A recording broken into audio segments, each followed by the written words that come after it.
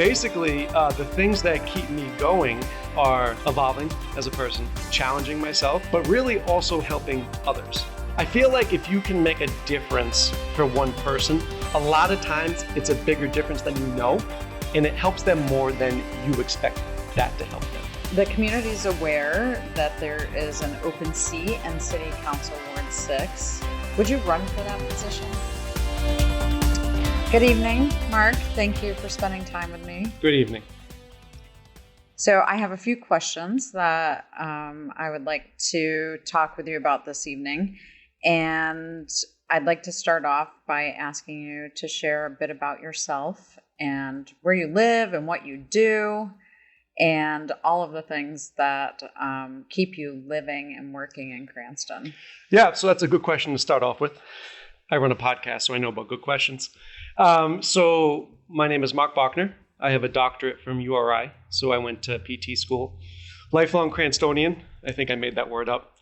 40 years, graduated from West. And so I'm also a local business owner where I own my own fitness kickboxing and self-defense studio. And basically, the things that keep me going are evolving as a person, challenging myself, but really also helping others, right? Because I think there's stuff in this world that it's more important than money, and that is like the influence that you have on other people and how you make them feel when you're with them. So most people move away from their hometown, or they go away to college and perhaps they don't return. Share with me what keeps you here. What keeps you rooted in this community? So when I actually went to physical therapy for my interview, they interview us to get in. I think out of say 50 or more applicants, they only take about 22 people. One of the questions that the professor asked me, he was like, why did you only apply to URI for the physical therapy program? So he was probably thinking, this kid's not serious because he didn't apply to anywhere else, right? I had one shot to get in. And it caught me by surprise because intrinsically I knew the answer, but I didn't think anybody ever asked me that. And the reason is my mom has always been sick when I was a baby, right? And even till now. She was actually supposed to abort me because they feared that she would die having me. So when you have a mother or a parent who's sick, psychologically, I couldn't leave her, right? So and again, I'm an only child of an Italian mother who's probably 4'9" now. Sorry, Mom. But I couldn't get myself to actually leave the state in case anything happened, right? So it really rooted me into where I am, and I became homebody. I like being around my surroundings. The joke is that Mark just drives 5 miles around Cranston, right? Because I have my gym, I have my business, I have Panera, I have everything right there, my house, and that's the way I like it. And honestly, even sometimes, because you're from New York, I did my research. It's too busy for me, right? I like the community I grew up in. I'm comfortable in it. And I like to see, people that I know.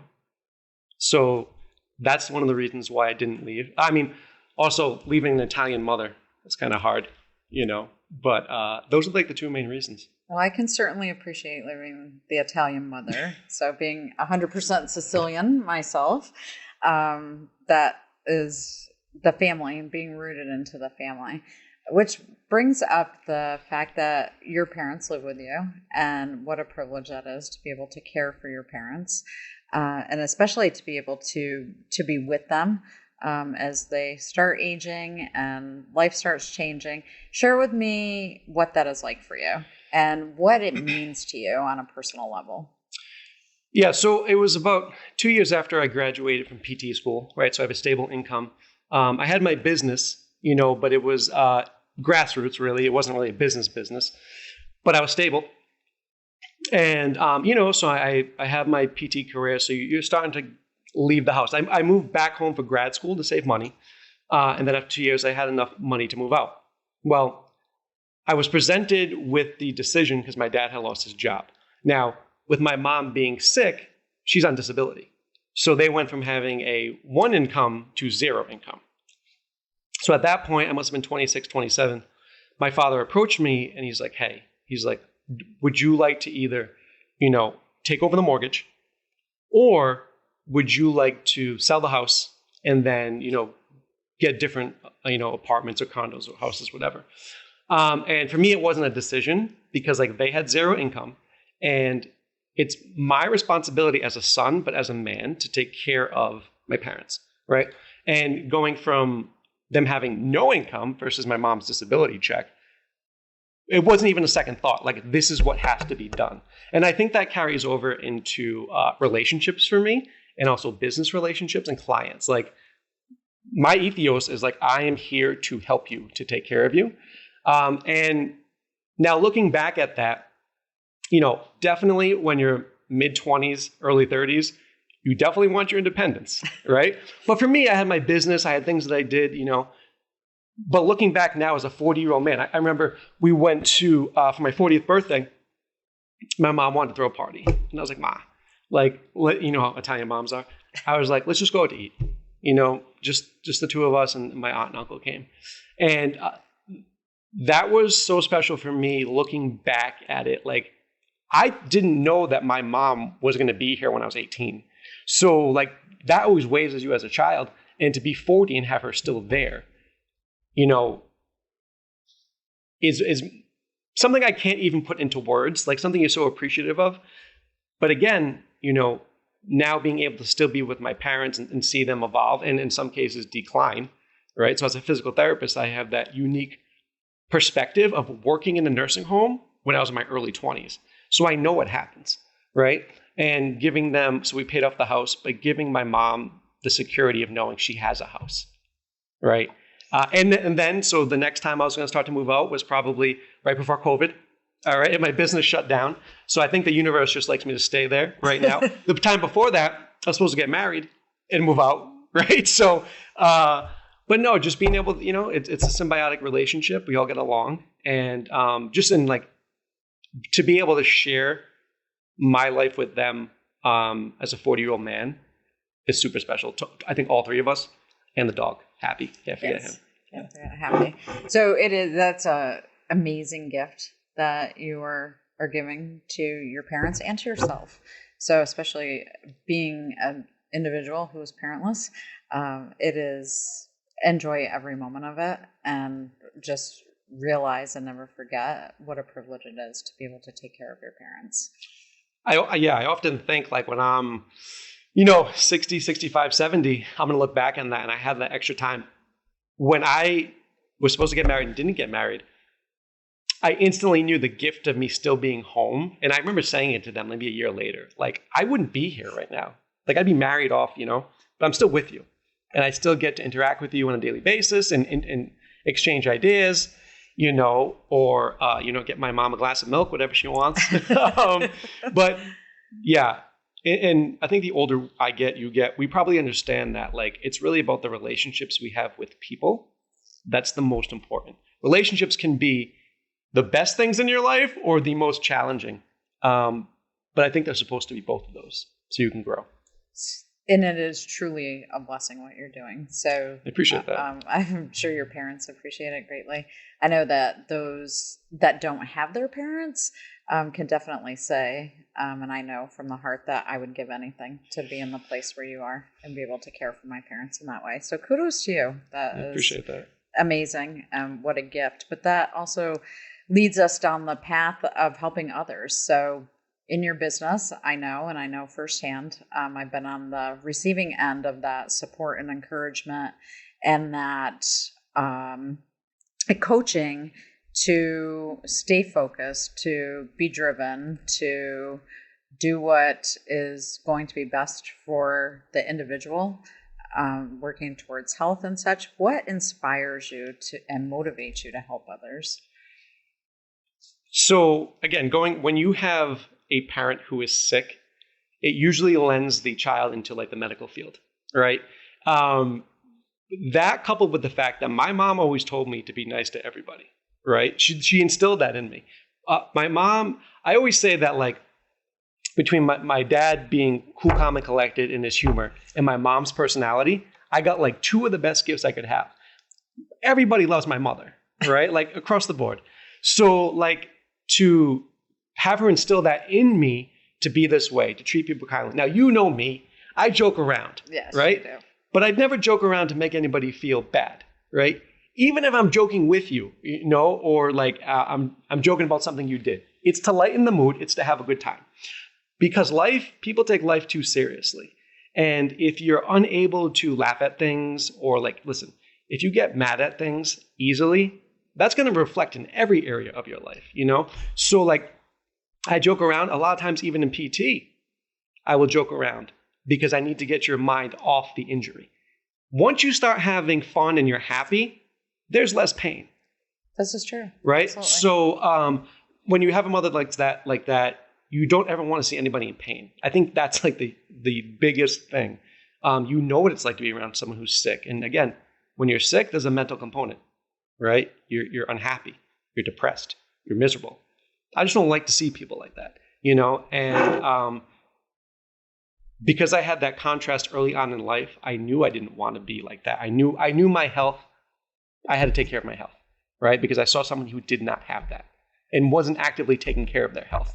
Right? You should go to doctors, but okay, maybe she worked out a little bit, this and that, all these medications. And I just knew there was a different path. And you share that with others as a small business owner. So what led you to go from the PT environment into the fitness environment? And while those two marry each other, what inspired you or motivated you to change the course of your career? So I'd always had the studio since I've been 16, which was martial arts. I was doing the physical therapy and the martial arts at the same time. So it'd be 7 a.m. to 8 p.m. I did that for about 5-6 years. I got more gray and I just got burnt out, right? And intrinsically, I knew as a PT, I was very good. But I wasn't going to be PT of the year, right? I loved it, but it wasn't my passion. And I knew I could help more people by doing this. I think it really comes down to the impact of where can you make the biggest change, right? In PT, I have my caseload. Maybe you have 12 people that day. I have, on a week here, hundreds of people come in here, whether it's self-defense, whether it's women's self-defense, kids jiu-jitsu, kickboxing, personal training, whatever. I can make a bigger impact here. And I can also have autonomy of how my employees treat people, right? In PT, I could have opened a clinic, but didn't really want to deal with insurance because insurance does not do what's best for patients. And I just knew at the end, you just recently changed jobs, right? I think it comes to a decision point where okay, what's best for me? And which path is more on my path of passion, right? And you can tell that by the way you feel. And I was I got to make the switch. So it really came down to where can I make the biggest impact? Where can I be the happiest? Because if I'm not happy, nothing else matters, right? Because you can't pour from an empty cup. And I just saw my cup draining and it wasn't refilling after a while. We talked a bit about, or you mentioned that you like to joke around. Sure. So I think that the community is well aware of your silly videos. Yes. Share with me a little bit about that. Where does the silliness come from, and the silly videos that are out on social media? Tell me what's up with these videos. So the best thing I can tell you is the first step to be enlightened is to lighten up, right? Like it. And when you're too serious on any subject, this is what eventually leads, in my opinion, to being unhappy, to disease. You're pushing against stuff, right? You're arguing for your limitations. So the key to life, I believe, is to be childlike, not childish, right? Now, when you're able to be silly and you don't take yourself seriously, listen, I love when people bust on me. I crack up. When someone says something that's funny about me and it's true, I giggle.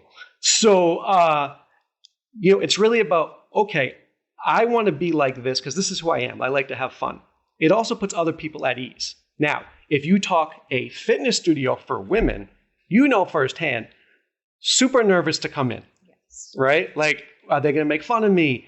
It's run by a man. So in some instances, you already have that, that contrast of is he going to be rude? Is he going to be yelling at me?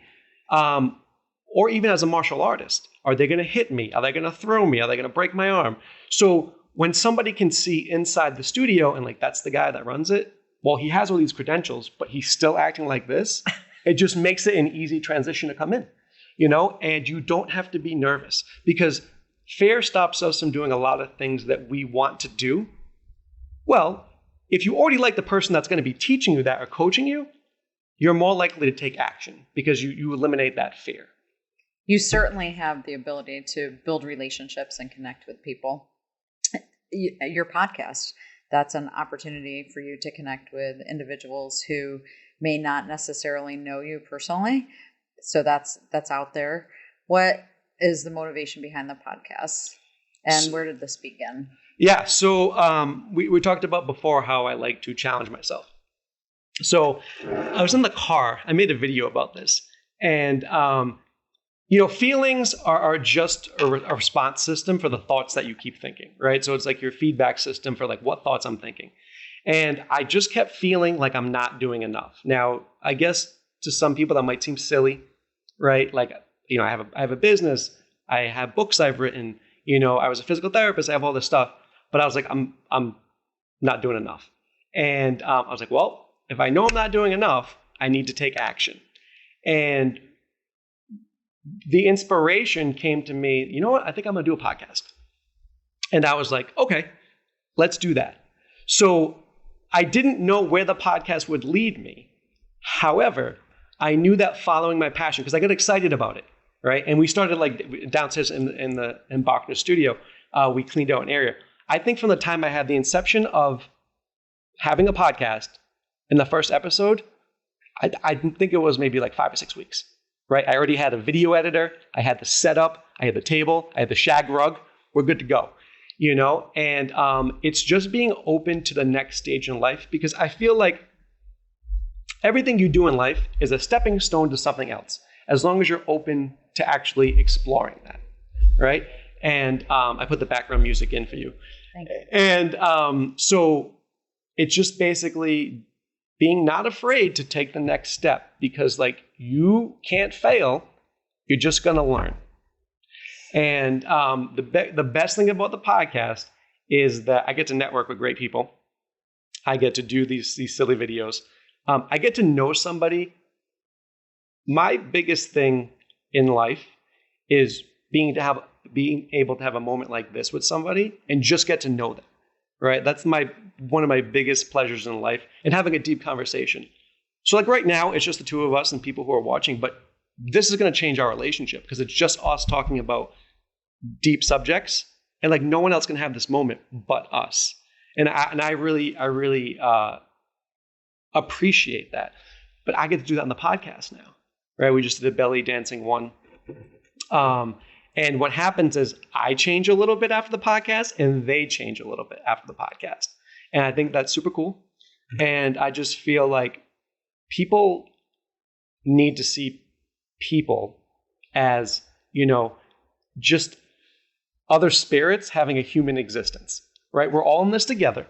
We all really want the same things. And I feel like if you can just listen to somebody versus just yell at them or push against them or criticize them or be jealous of them, I think everybody would just be a lot happier. The community is aware that there is an open seat in City Council Ward 6 due to unfortunate circumstances. Would you run for that position? So I will say this. If I did decide to run for that seat, which happens to be in my neighborhood, I would only run if I thought that I could do a better job than any other candidate running for it. It's the same when you own a business. Like, I'm not going to open up the doors of my studio if I don't think I can provide the best service for my clients, right? I'll let someone else do it. And I will also say this. If I did run, which has been brought up to me, although we haven't declared anything, if I did run, it would be to be a voice of the people and not a voice of a party. Because I believe that the thing that's lacking in politics today is doing what's actually right for the people that you're representing. And that's my wheelhouse, right? As a physical therapist, I have to do what's best for the patient medically. As a business owner, I have to do what's best for my clients or you're going to fire me. So that just carries over. My skill set will carry over to the people that I'm representing. And I do believe that, if I did run, it would be unaffiliated or independent, because my obligation is to the people I'm representing, not any specific party. So if you think about the things that are taking place right now in our community, what were the 3 points that would be most meaningful to you if all you had was 3?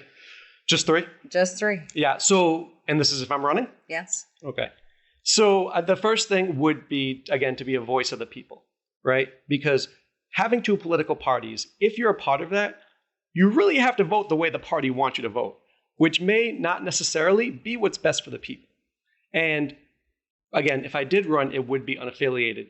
I could just vote how my conscience told me to vote and not have to deal with anything else, right? And I think politics needs more than that. So the first thing would be like, hey, I would set up a website or some way you can get in contact with me as your elected official to tell me your problems. Now, here's the cool thing. As a physical therapist, I was trained to diagnose problems and solve them. That's what we do. So you just take that skill set. Okay, you have an issue. Let me know. Let's fix it. The same thing you do in business. Business has an issue. I need to make a solution. I need to act fast and get it done. So number one, you'd have a way to talk to your constituents and then help them with the problems that they had by having open line of communication. The second thing is that Cranston needs to really look at their financial budget. I think that's one of the big things about like looking at the budget and being like, hey, we don't need to spend this, right? Because again, how would that help the people? Well, if we don't spend money we don't need, we don't have to raise taxes. And honestly, like hopefully we could give money back to the people. When has that happened? Right? Doesn't happen often. It doesn't. You asked for 3? Yes. Yeah. So the other thing would be being pro small business. As a small business owner, I navigated my business through COVID and then had a 90% increase in revenue after COVID, right?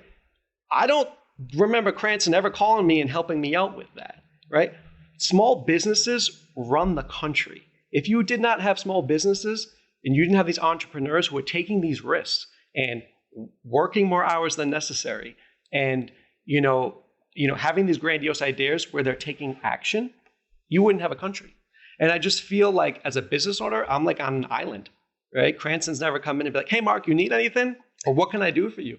And I think that would be a cool thing. I think a lot of my, cohorts in business would actually love if an official came in, like, what can I do for you? Like, you're in my ward, or if you're mayor, like, you're in my town. And while I think we should renovate Cranston, like, you start renovating Cranston by taking care of the residents and the people who provide jobs in the city. I just don't think that's being done. So you certainly will have the opportunity to ask that question of how can I help? Yes. How can I help? Yes. My campaign manager told me that's the number one question I should be asking. Yes. But honestly, we joke about that. But like, that's literally what it is, right? Like, it's about how can I help you in anything that I do? So it's not far-fetched. No, absolutely not. So I wanted to talk a bit about the books that you've written. I have had the opportunity to read a few of those books, and some grace my coffee table at home. Not as a coaster. Not as a coaster. Okay. Your favorite book of all the books. And how many have you written? How many books? 8? So 8 published. There's like a 9th and a 10th on the burner. The 9th will be out probably late September, which is another kid's book. My favorite book that I wrote definitely have to be the newest, which is the children's book, which is Pug Learns to Believe. I started writing that probably about 13 years ago. But back then, it wasn't a global economy. So like, I didn't know anybody who could do the pitches for a children's book. And like, my art teacher will tell you, I can't color, right? So I had to kind of wait till I could outsource the illustrations. The reason why it's my favorite is like, most of the books I've written were like nonfiction, like self-defense books. They were fitness books. They were different, mindset books. But like, this is the first book that I could be super creative. The message goes right to children. The message being, believe in yourself, because it's Pug Learns to Believe. Believe in yourself and you can accomplish everything. and anything that you want. And it's opened up a lot of opportunities for me. I just read at like some of the Cranston schools, the elementary schools. But the big thing is it has a lot of parallels to life, right? Because I've had people in my life tell me, I can't do this. They've told me I can't win, right? They've also told me this isn't my time. Just wait a couple of years. Okay, cool. Not waiting on you. I don't even know you, right? And like if I did that as a person, like one of the traits of being successful is taking massive action and then correcting as you go, right? And that's one of the things we teach in the podcast, like take action. And so Pug, goes to school. It's like career day. What do they want to be? And it's, mostly dogs. They want to be firefighters, whatever. And Pug says that he wants to be president of the United States. Everybody laughs at him. And the teacher, your coach, was like, you can't be that. Choose something else. So he goes home and, his mother can see he's not jovial like he usually is. He's sad. And she asks him, why are you sad? And he tells her what happens. And so she basically tells him, Pug, if you believe in yourself, you can do anything. And then she says, but I already know somebody who already believes in you. And he goes, who's that, Mom? And she goes, me. Right? Because sometimes it just takes that one person to believe in you, for you to believe in yourself. And then once you believe in yourself, everybody starts believing in yourself, right? And that's the biggest take home. And we instill that into the children in the jiu-jitsu class, right? Like we talk about these things. And so because I've been around children so much in jiu-jitsu, this is probably a good reason, I never lost that childlike personality. Because when you teach kids, you have to be childlike. You can't teach a 7-year-old like you teach a high school kid, right? So you have like a Matt Chat voice where you're like, okay, can anybody tell me what confidence is? Right. Jackie, do you think you should have less confidence or more confidence when you get a job? Right? More confidence. So you already have that instilled in you. And I think that's, when we become adults, we lose that aspect. Everything becomes like so serious, but like. So you motivate children, you motivate adults, you take individuals under your wing and support them and encourage them to be a better version of themselves. And you're extremely motivated and driven. Hard to find these days. But we can't ride 2 bicycles at the same time, right? So how do you find that balance? Because you're running a successful small business. You're working to take care of your parents. You're active in your community. And you're still having fun and doing life. So how do you find that balance? So I think I lost that balance for a little bit. I think it's all a learning experience. However, take the biggest thing in my life as far as like time. It's the business. I was smart enough to read books on how to systematize my business and train employees so I didn't have to be there.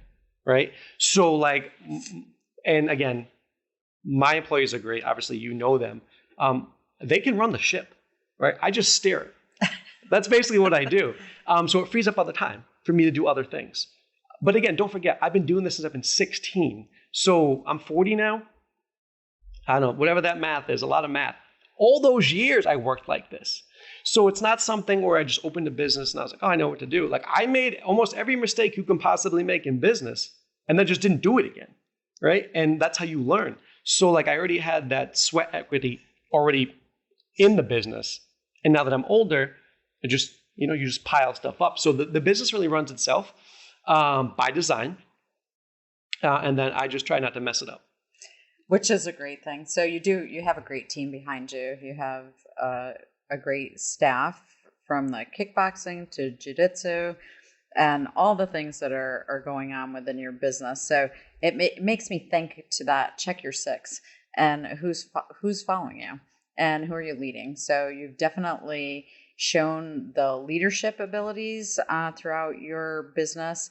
You have shown individuals that they can count on you, which is extremely important, not just in a city council arena where you're representing the constituents that live in your ward, where you're advocating for the things that are meaningful to those individuals. The most important thing is that you learned through this entire process how to listen and really hear what's happening in the community. It's the community that you live and work in, that you've lived and worked in your entire life. How special is that for you? So I think it would be super special. I've lived here my whole life. We have a lot of friends here, from myself, my family. I feel like if you can make a difference for one person, a lot of times it's a bigger difference than you know, and it helps them more than you expect that to help them. So, if there was somebody in my neighborhood, maybe somebody who was elderly, and listen, I get it. I have an Italian grandma who's 92. She's worried about the sink overflowing. It's like probably dripping a little bit, But like, if you can help them not worry, if you can help them be calm and be, focused on the things that matter, and maybe not worried about that pothole, or not worried if their street's going to get plowed because it never gets plowed. I just feel like you can help them have a better life, but also we develop a relationship. You can count on me. You said that, it's rare that you can count on somebody these days. I believe wholeheartedly that goes back to my martial arts background. There's honor and integrity associated with it. So when I say I'm going to do something, I'm going to do something. If I don't do it, I can't remember the last time I said I was going to do something, I didn't do it, of significance. So I just feel like I don't lie to people, right? I'm very transparent in my actions and what I do. And I think that's why people like me, because you can see that my actions match up to what I'm saying, And if I misstepped, or if I need to correct something, or if I say a joke that didn't hit, right? Sometimes my jokes are not funny. I'll apologize and I'll move on. And I think that's part of, being human. And, as long as your intention is to do your best and make people feel better, I think you're good. I think you touched on a lot of key points there. So you mentioned integrity, which is so important. And you definitely have throughout your business and your personal relationships. Transparency is critical. If we're not transparent and we're not being upfront about what's happening in our community or in our personal lives, it just leads to struggles and anxiety and some hardship. So I know how deeply passionate you are about Cranston and about living and working in this community. If there was one thing you could do today to make a difference, what would it be? I think it would be to give them a solid representation of what they actually need, right? What their actual concerns are. Like, I don't know, we had a councilman in Ward 6. Nobody asked me what I thought, right? As a matter of fact, my father used to work at the Cranston Public Schools as a facilities director. So he knows the ins and outs of the buildings, the facilities, the janitorial, the custodians, actually. He sent letters to the council about this is what's wrong. This is what needs to be fixed. I would like to address this, especially with Garden City School. They just brushed it under the rug. Now, here's somebody who you could use as a source to be like, hey, what's going on here? Can you look at this for me? Because you have the knowledge. In business, if somebody came up to me who had more knowledge than me and was like, hey, Mark, this is my specialty. Can I just help you with this? I'd be like, yep, you can help me as much as you like. To have a council not recognize a man who had all this knowledge, who could help them not make mistakes and save them money and just push it under the rug like it never happened, is asinine. And I just feel like if I was on the council, I would take my father out of it. I'd bring that person in and be like, I want to hear this guy out because he has the knowledge of how to change things. And I just feel like maybe it's local politics, maybe it's, larger scale politics. Like, don't really listen to the people. Don't really ask the people what they need versus like, give me what I need to make my life better. You're paying taxes. And I just feel like no one's ever asked me, right? So I think that there has to be that open line of communication with the people in your ward, or if you're a mayor, people in your city. What do you actually need? Don't let me decide what I think you need. Just ask, right? If I did that to a client, I was like, Jackie, I don't care what you think you need. Like, I'm just going to give you this. You'd be like, I don't even like this. I'm like, don't worry about it. Like, I totally got you, right? But, that's what you have to do. I have to find out about Jackie. I have to find out what Jackie needs. And listen, there might be 35 other Jackies out there who have the same issue. Well, now this is something that we have to address. We can't just push it under the rug. And I just feel like, listen, if I were to run, it's because I want to help, right? I don't need to be on a city council. I have my dream job, right? This is just to be like, hey, I can make a difference. I have the skill set. I have the infrastructure in place, right? So I've already done a lot of the things that would need to be done as far as like knowing how to resolve problems. But I just think no one's ever asked me what I needed, right? And so I doubt they've asked anybody else. So you have the opportunity to be the voice for the community. Voice of the people. Yeah. Wonderful. Thank you. Hello, my name is Dr. Marc Bochner. Don't forget to check out my new book, Pug Learns to Believe. Hey guys, Dr. Marc here. Now I know a lot of you want to know how we get all these amazing results with our clients, and it comes down to 3 things. The first is fun fitness classes that burn a lot of calories. 2 is giving you an accountability coach to make sure you stay on track and get the best results. And 3 is the nutrition. Included in the nutrition is our food supplement. So we pair with Prestige Labs because I feel they are the best, they have integrity, and they get great results. These are actually the supplements that I take as well. Here's the awesome part. By clicking the link below, you can save 40% off the retail price. So you need that link to actually save 40%. If you just go to the normal site without my link, you're paying full price, okay? So these are the supplements my clients use. If you are interested, definitely click the link below and it'll tell you all about them.